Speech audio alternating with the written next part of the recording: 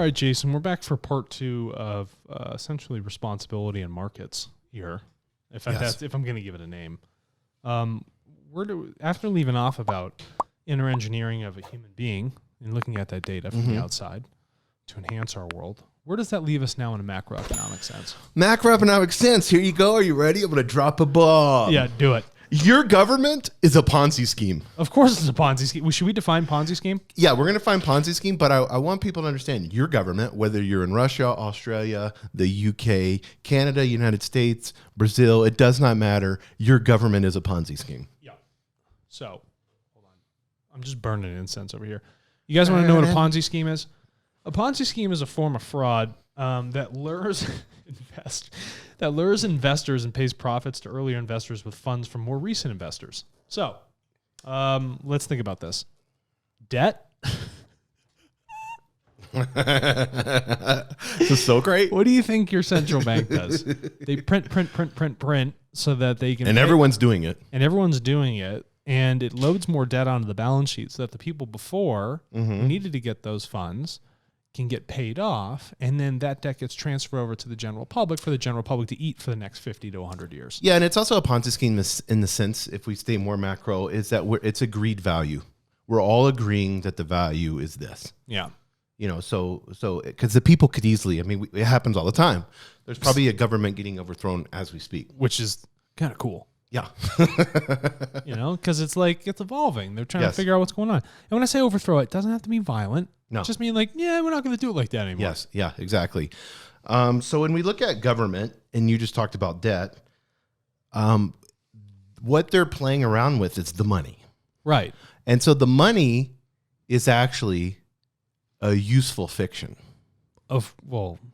It's not real. Like in the United States, all of you want US dollars.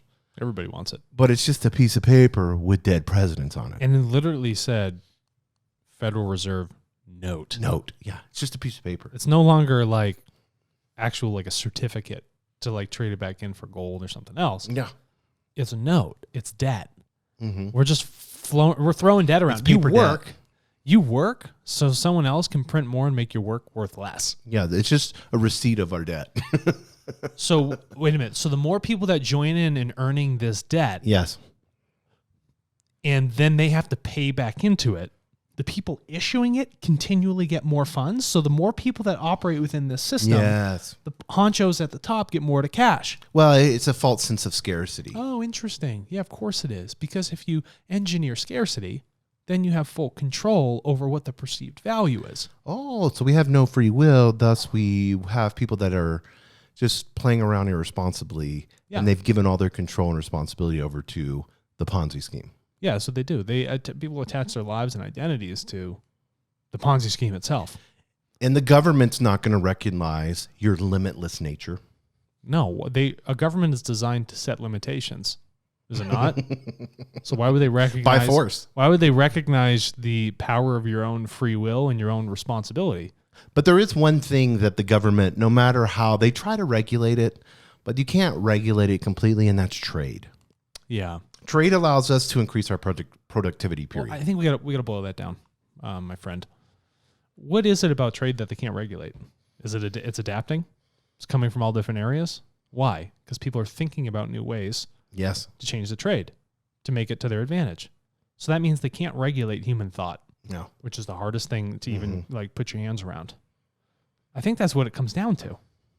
Does it? Am I wrong? Am I off base? No, I think it is. I mean, we always trade is barter. I mean, barter system, whatever you want to call it. You can have lots of different names.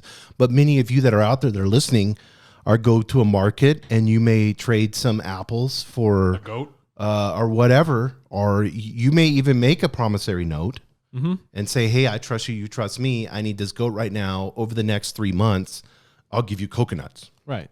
You don't... Hoping to trust that this person will deliver on the coconut. What you said. But that's a note on that person stating that's why everybody loves the U.S. dollar, because the Federal Reserve is revered as... It's a note on perceived trust. Yes. So your track record of doing well and being trustworthy should keep that value where it is, right? Well, what happens when you screw up many, many times and you still tell people to trust it? Well, that's what's happening. Yeah, I know. That's my point. I was teeing you up for it. Where the TARTLE marketplace eliminates that part. The TARTLE is not coming and making a note on. It's not making a note on your data. We have a buyer and a seller, and that's it. We specifically said when this was originally engineered, no credit will be instilled in the system. So if you want to get something, you have to pay for it right now. Yeah. It's not like, oh, I'll pay someone in the future for the work they've done. No, they need to be compensated for that work at this moment. And that data needs to be paid for right this second. If you want it now, you got to pay for it now. Well, I think TARTLE understands the limitless nature of each and every single one of us. And if we view this as evolving limitless, full abundance, not opposite of scarcity. No scarcity. Then as we're creating more data, as you're online, being more creative, making music, making art, doing the things that you're passionate about, whatever that may be, being a photographer, TARTLE embraces all of that. And it wants you to get rewarded for your creativity. It wants you to get rewarded for being a good human being. Yeah, for being a good human being. And so that whole concept of TARTLE's marketplace, the more abundant it is, the more it flourishes. Yeah, and actually, the more participation, yes, the more truth, the more sharing that occurs, the more abundance everyone gains, and the faster we evolve. It's a really interesting concept of unity. Wow, unity works. My goodness. This is why you can't... That's the unseen principles we're talking about right now. Yeah, if we put like these metaphysical borders up on people to prevent them from using the system, we're essentially sapping the evolution of everybody because we're all inextricably interlinked. Do you feel me on that? No, and this is exactly what, when we look at the Western world... Tell me about and the we West. look at it, human experience. This is what we're talking about, our human experience. We were taught to focus only on intelligence. The tests that we take online, everything is based off of intelligence. Yeah. These unseen principles, you're not graded on how unifying you are. No, which would honestly, if someone was super unifying, that tells me they have a high level of intelligence because they understand cause and effect. Yes. I'm not that intelligent. I'm learning every day. I recognize that I know so much about so little. But I mean, we talked about last episode, we talked a lot about yoga, and I encourage people. So after you do yoga and you have this euphoric feeling and you feel great and your body's amazing, and that's that kind of that dimension beyond what we can see. Yeah. Our intelligence doesn't really understand that, but you dive into that and say, why am I feeling this way? Why is this great? And then you have this huge amount of self-awareness over that. Right. That's not rewarded in the Western world. No, it's not. But that's... It's rewarded everywhere else. But you see what I'm saying? So, no, but what is human experience? Come on. Do you know what I mean? It's more than just intelligence. Human experience is not all just trying to say, I know everything. You can know everything. You can read every book under the sun. Mm-hmm. But until you actually put that knowledge to work to create experience, you lack wisdom. Right. And real human experience is wisdom. It's applied knowledge at the right time in the right place and learning from that. It redefines all of this growth and all these things that are happening. And that says my human experience is derived from the amount of wisdom I have gained to enter engineer myself with all this data that's come in over the entire course of my life. I had a thought last night before going to bed. Which thought? The angry thought? Or No, before the angry thought. Before the angry thought occurred. I said, what would it be like for me if I was reading my own obituary? Just chew on this for a second. I'm thinking, like, if I were to read about my life, then I was thinking, like, what would I want it to say? Right. What would I want people to remember me by? Not in a sense of ego, but like actual impact that was left, for better or worse. For better or worse, yes. And I thought, wow, that really changes how I'd want to make my decisions right now. And so, just outside of that tool, all your choices, all this data leads to one final place. And that's all of our finalities. We all end up dying. And I just want to know that if all the cause and effect and the data I've generated up to that point, I'd want all those probabilities to be great things that I leave the world with. And I was really thinking about my obituary, like, and the more I thought about it, Mm-hmm. I'd want it to be as short as possible. And it'd be super cool if it just said Alexander McCaig dies at, 120 years of age, human being. I thought about that. Not, oh, I've owned this much or did this much or, saved this much or helped and gave back to this or I was a philanthropist. None of those things. Right. What I realized is like the real value is the experience of being the human being, the absolute best possible human being. And I thought the best obituary for me would be the absolute shortest one. You used the word probability. And I saw this math formula a while back about the improbability of your existence. Mm-hmm. It's highly improbable that it exists. So by being born, you're defying all the odds. Yeah, even just surviving birth, you're defying odds. Yeah, surviving birth. So not to mention the fact that two other people had to come together, no pun intended, and then generate, procreate. Yes. And then through a gestational period, nothing happened to upset that. Then the baby was born. The baby was born healthy enough for you to exist and then come up to this point where you are now. And by the way, where you're sitting in your seat, you've made enough choices where you haven't died.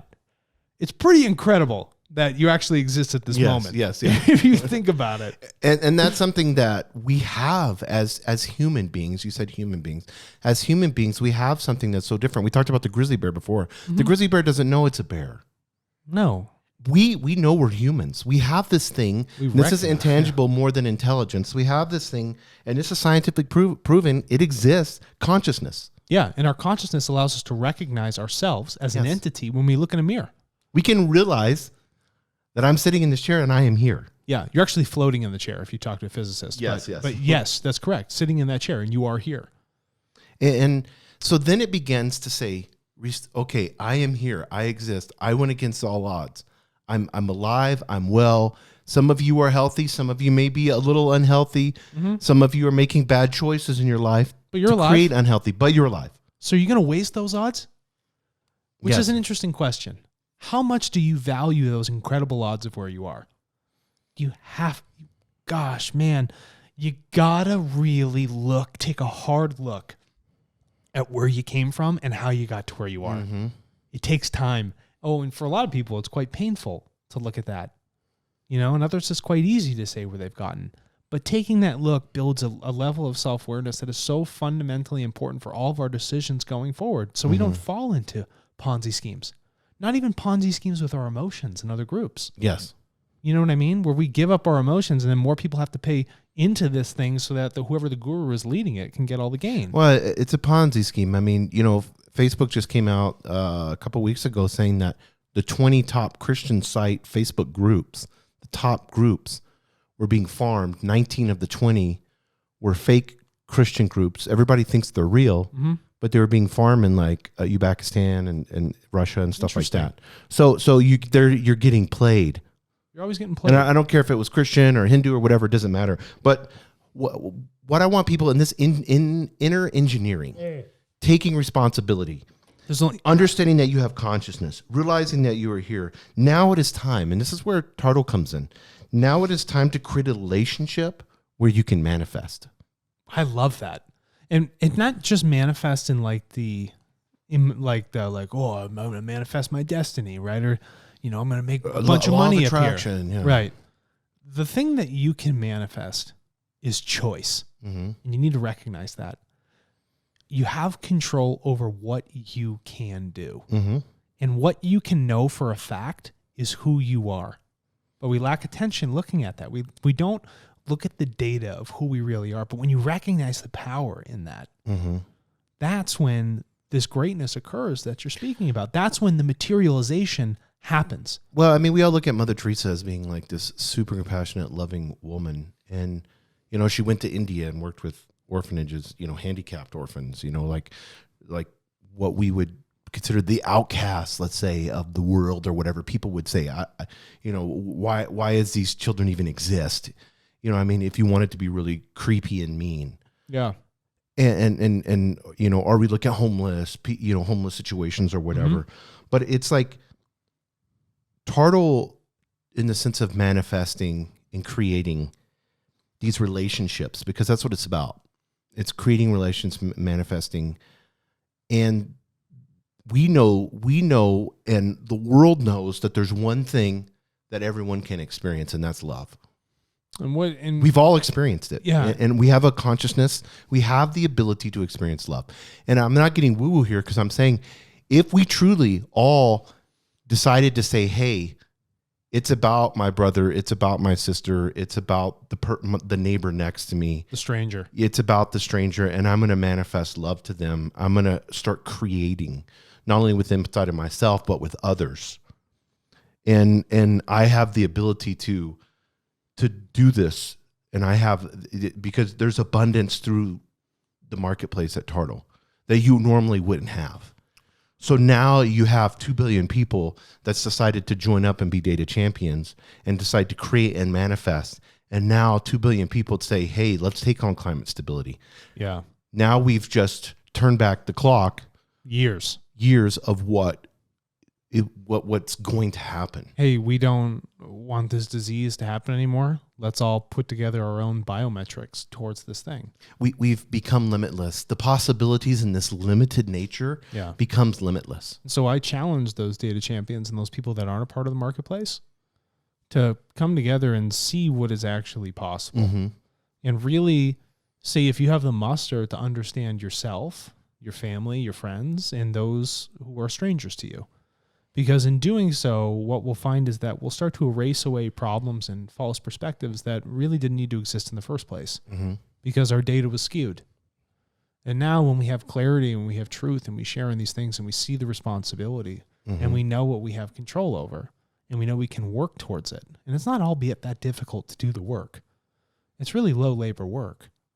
It does great things for human thought and human understanding, which is so needed at this very time. Yes. And when we can reframe those aspects of our lives, our societies, cultures, and governments, we can direct our focus, energy, time, and resources towards the things we need for our own survival as a complete race.